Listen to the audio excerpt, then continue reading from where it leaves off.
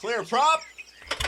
Star 73, experiencing number 2, following twin traffic, 3 mile final, clear Pleasantville. 1 Charlie Bravo, registered in runway 25, going 4 mile final. This is Behind the Prop with United Flight Systems owner and licensed pilot Bobby Doss and his co-host, Major Airline Captain and designated pilot examiner Wally Mulhern. Now let's go Behind the Prop. What's up, Wally? Hey, Bobby, how are you? I am fantastic as always. The past almost 3 months now since Oshkosh, the end of Oshkosh, and until the last week, we've had a number of what I will call disasters, loss of life in the world of general aviation that's caught the media's attention. We've had some stuff close to home where a pretty famous aviator from New Braunfels lost her life at Oshkosh, or just after Oshkosh there. And Richard McSpadden, the Air Safety Institute AOPA representative, recently lost his life and has caught a lot of attention. The reason we are bringing it up and talking about it today is we had a listener reach out who sent really a heartfelt message to both of us that said, hey, I'm a student pilot. I'm sitting at the airport. I'm not going to fly my solo flight today. I just don't know what to do. I feel like if someone so good or so safe can get hurt, what makes me not be able to get hurt? And it made us both reflect. So today's show is going to be about how to get back in the air. I've dealt with some stuff. I've seen a number of instructors and friends and other people deal with stuff after maybe not even something that bad's happened, but it's not easy to get back in the plane. Wally, I know you've talked about your daughters being scared, or you wanting them to be scared so that they would maybe give it the attention that it needs at times. I know you've had people in your life that have lost their life. What are your thoughts on the overall sentiment of aviation, general aviation? And unfortunately, some people are going to get hurt, and it's not easy always to deal with. Yeah, we have chosen to do something that can be dangerous. Is it inherently dangerous? I don't believe it is, or maybe I wouldn't do it, but there can be some consequences. I a lot of times talk in check rides to the applicant. I talk about, a flight is nothing more than risk management. We're analyzing the risks, and at the end of the day, we're managing the risks. Is the risk worth the reward? Well, maybe it's not, so maybe we don't go, but maybe it is. Unfortunately, in this profession or this hobby, whatever you want to call it, this activity, if something goes wrong, the consequences could be life-threatening. I joke that if an accountant messes up your taxes, probably the worst thing that's going to happen is a letter from the IRS, which is not pleasant because I've gotten those letters. But it usually says, hey, you got to pay us some more money. It's nothing that money can't fix. In this activity of flying airplanes, an unfortunate occurrence, and I'm not even going to say a mistake, because it may not really be a mistake, could cause the loss of life. And what I think I want to say to people is that everybody is different. Everybody reacts emotionally to different activities. I've recently had 2 daughters get married, and had to stand up and give a speech at both their weddings or their receptions, and I just prayed all day long that I would hold it together and not get too emotional. Some people don't get emotional, but that really doesn't mean anything. So if you're not ready to get back in the air, it's kind of simple. Don't get back in the air. At some point, you are going to have to face your demons, if you will. I mean, if you want to continue with it. And you may have to, the old saying, jump back on the horse if the horse throws you off. One thing that is familiar to most of us that are, older than 30 years old or so was 9/11. I remember when 9/11 happened, the air traffic ceased in the United States for several days. And I even know some airline pilots who were, a little reluctant to go back to work. And I'm not saying this to pump me up as some, superhero or anything like that, but I could not wait to get back in the air. I wanted to get back in the air and start moving airplanes around the country. I remember my first flight was to L.A. and back, and it was something I needed. I needed emotionally. I needed to get back in the airplane and fly people around, because that's what I did. I mean, that was my job.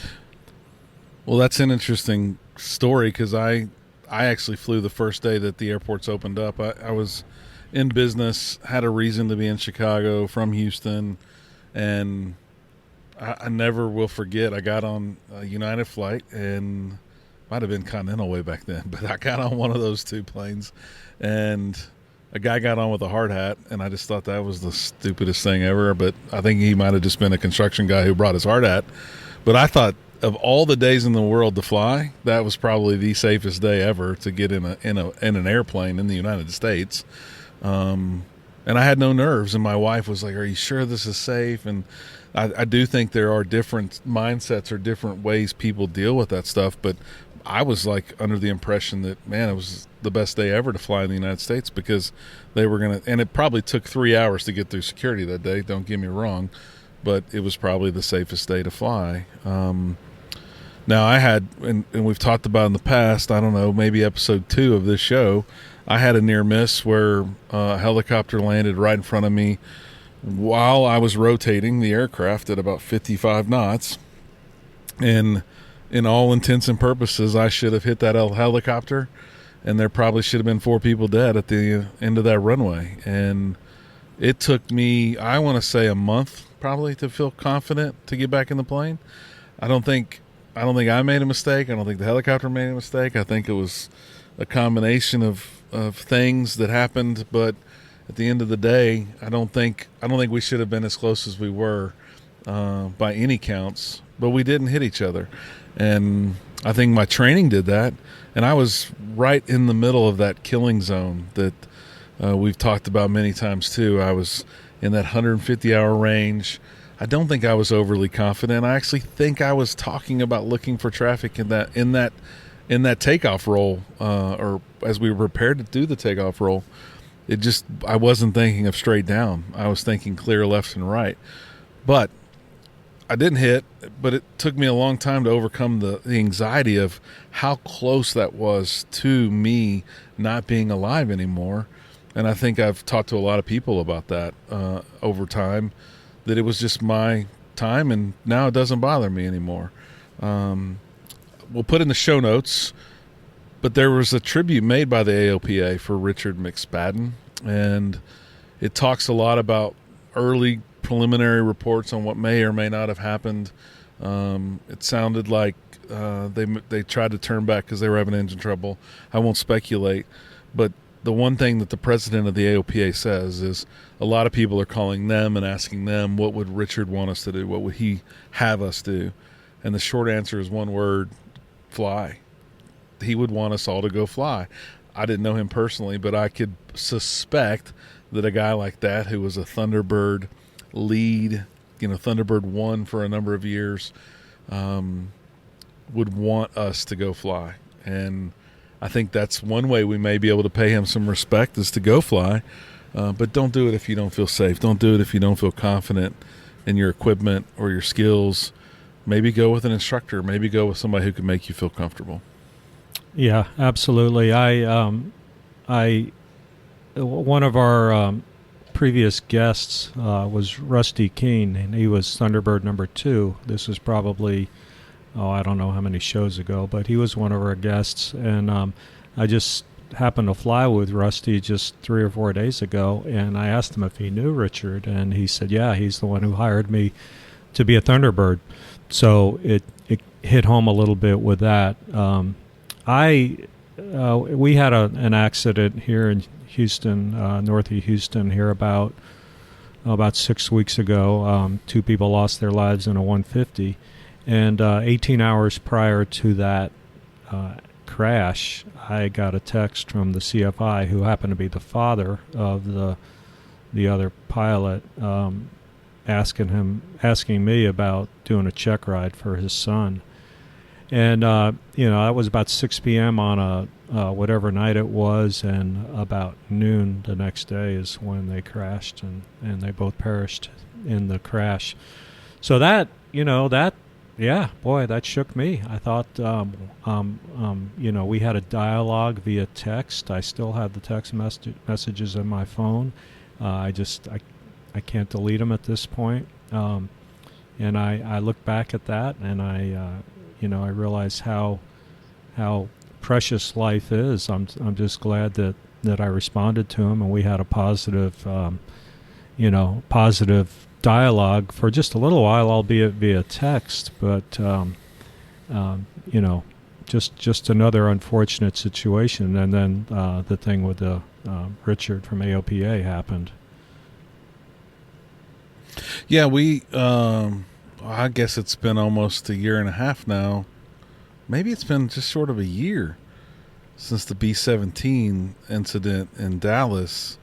And I think that shook a lot of people up around the country. I had a million questions from friends and family, like, how could that happen? And again, I'll never speculate. I haven't even read any preliminary reports or what. I go to the air show every year. I've seen that display.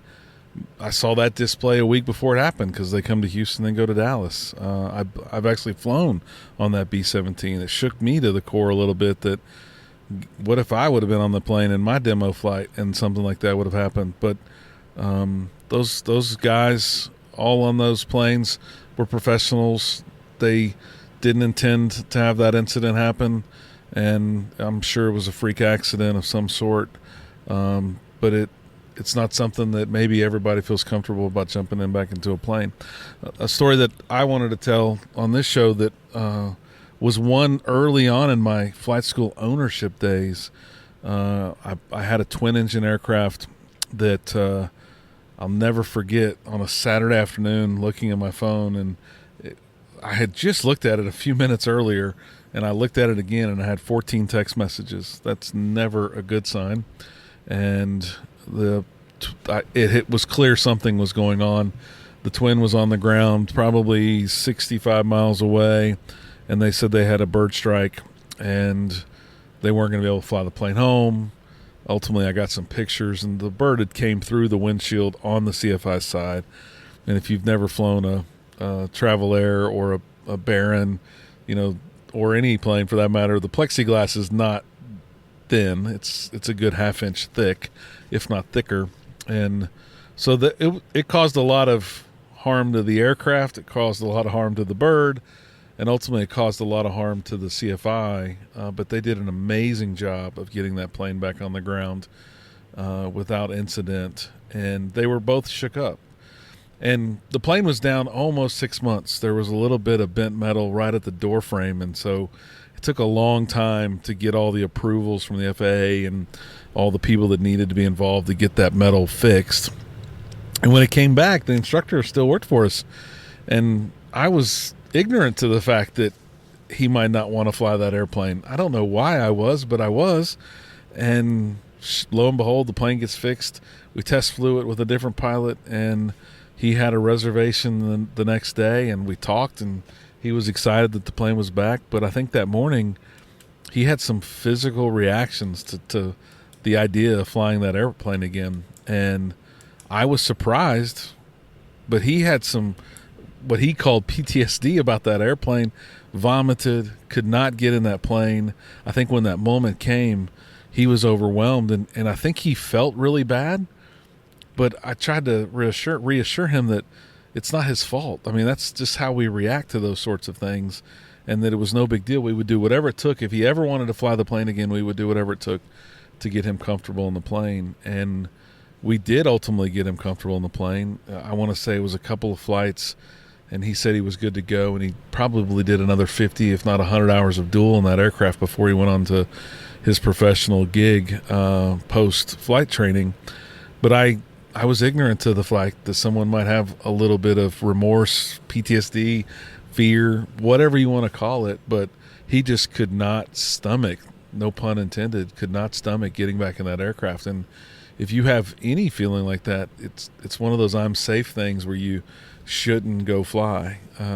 We've talked about personal minimums. We've talked about things that you should do before you get in a plane to qualify yourself, and I'm safe's the checklist, but you really need to make sure that you're ready to go when it comes time to start flying again after something like that, for sure. Yeah, definitely. And everybody is different. You know, if you're not ready to go, just say you're not ready to go. You know, the listener that wrote us about this situation, you know, as Bobby said, the first day they were talking about sitting at the flight school looking outside in the beautiful weather, and they decided not to fly. But the next day they did go out and fly. And guess what they did?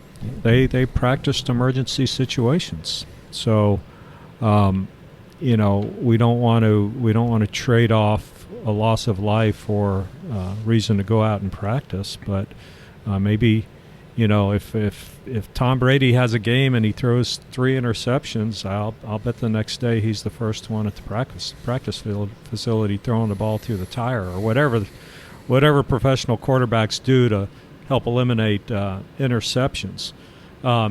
You know, so if we can use this as an excuse to practice and get better, I mean, I think that would be the ultimate tribute to Richard. No question, and I think that video is worth, I think it was 18 minutes. It's a really good, almost a historical look at his time at the OPA, and it's a really good video to watch. Your story about Tom Brady made me think, I don't know how many Cowboy fans listen, but Dak had a really bad Sunday. He threw 3 interceptions last week, and I was sitting eating lunch today, and I saw on the TV that they said, should Dallas give up on Dak? And I'm thinking, one bad day. Like, if I was getting fired after one bad day, that would not be good, because I've had my own share of bad days. But like you said, I'm sure he was back on that horse, throwing balls first thing Monday and getting ready for the next game, because that's probably his mindset as a professional athlete. Yeah. And whether you're a hobbyist, a professional, or what you do with general aviation, I think it's always got to be your call. You're the pilot in command. You'll only know when the time is right to get back in there and fly again. But I'm sure that you have in your area plenty of people that are willing to help. And if you don't, feel free to reach out to us. We'd be happy to talk, happy to try and do whatever we can to help you feel confident and comfortable in your skills again before you get back in that aircraft and fly. We want you to be safe. Absolutely. Wally, what stories do you have beyond 9/11 in your professional career? I know you've had scares with your family. I know you've had emergencies as an individual pilot, but are there any other stories that you can share where maybe there was a catastrophe that made you have pause? I think people would like to hear that you're not invincible. I've seen you cry. I'm an emotional guy. I know the GA incidents have torn you up in the past. What's a story you can share with our listeners? I had a student back in the day who was more than just a student. He became a good friend, and he was a really good pilot. And he was what we would call a good stick. He was just a natural pilot. A lot of times when you hear the word good stick, that means that they're not very good in the books. But that wasn't the case with this young man, and he crashed. He crashed in a barren, got in an icing situation. He had another young man with him. He was flying some freight, and they both died. And this was back in the maybe the late 80s, early 90s. It took them a couple days to find the wreckage. And within later that week, I went to 2 funerals. I went to one funeral one day and drove about 150 miles and went to a different funeral, both men or young men that I knew. It made me think, it made me reflect, okay, as a CFI, what did I miss? Did I miss anything? And I think we all reflect a little bit like that, because I touched his flying career. I was his instructor for his private, his commercial, his instrument. I don't remember if I was his multi-engine instructor, but probably was. Hindsight's 2020. Maybe his risk analysis that day. I mean, it was an icing condition in an airplane that wasn't supposed to be an icing, but I got to think that he didn't think he was going to get an icing that day. That one kind of shook me, going to two funerals in 2 days. That's not something that most people have the opportunity to do in their lives, unless some kind of tragedy like this happens. And both of these young men were less than 25. One was probably 20, one was 24, something like that. So, that shook me to the core a little bit. But at the time, I was a professional airline pilot, and I went back to work and did my job. My father was a World War II veteran. He flew gliders on D-Day, and we. I regret this, that I didn't talk to him more about this, but when I would ask him about it, he would just say, well, I did my job. That was my job. And so that is how I deal with it. Now, everybody deals with things differently, and I'm sure if I would have told my airline, hey, I just had this tragedy happen with people close to me, I need some time off, I'm sure they would have given it to me with no questions asked. But my way of dealing with it is to just get back in the air. Yeah, I think that I've heard people worry about what others might think if they took that pause. I think that's not what we should be worried about at all. I think if you don't feel comfortable, you shouldn't worry about what other people think, because you could get hurt. And having a mindset that might not make you feel comfortable is only going to make it more difficult for you to be on your A game as a pilot, for sure. So by all means, don't let that happen. Last story, probably one of the first flight instructors I hired as a rookie flight school owner was an older female, and she was passionate, Gold Seal. She was in her early 70s. I think she was 73, and probably outworked a lot of the young men and women that worked at the school early on, and was very well thought of around Hooks Airport, and anybody from that area that already knows who I'm talking about.